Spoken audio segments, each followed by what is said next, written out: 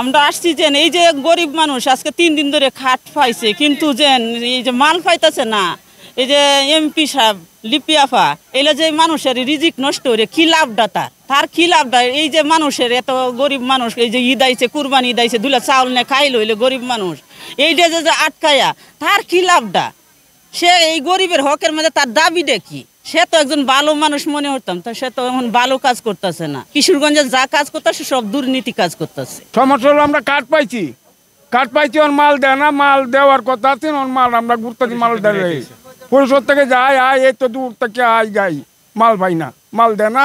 কালকে মাল বন্ধ করে দিতে এমপি মহোদয়। ইউনূস সাহেবকে আমরা জিজ্ঞাসা করছি, ইউনূস সাহেব বলছে যে এমপি সাহেব নিষেধ করছে বৌলা ইউনিয়নে যাতে 10টি চাউল না দেওয়া হয়।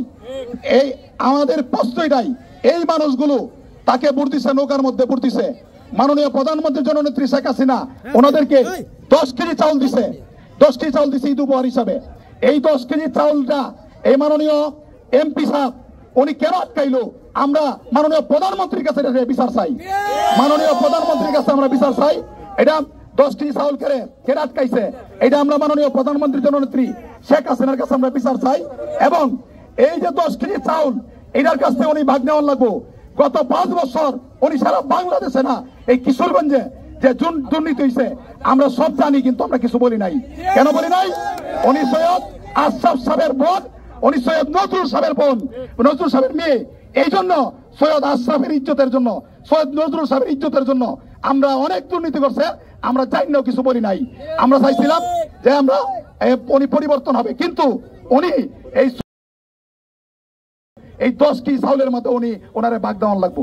মাননীয় প্রধানমন্ত্রী শেখ হাসিনা মহোদয় সারা বাংলাদেশের নিয়ে প্রত্যেক ঈদে বিজিএফ 10 কেজি চাউল ঈদের দিন যেন উপাস না থাকেন, অনাহারে না থাকেন, সেই চিন্তা করেই মাননীয় প্রধানমন্ত্রী শেখ হাসিনা দোস্তদের মাঝে 10 কেজি করে চাউল বিতরণ করেছেন।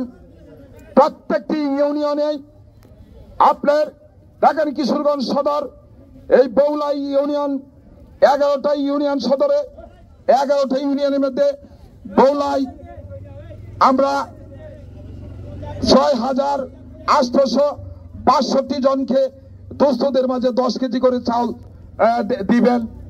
আজকে সেই চাউলগুলা ইউনিয়নের যে চেয়ারম্যান মহোদয় থাকেন তাদের নামে দিও হয়, ওনার মাধ্যমে তাদেরকে এই 10 কেজি করে চাউল দেওয়া হতো।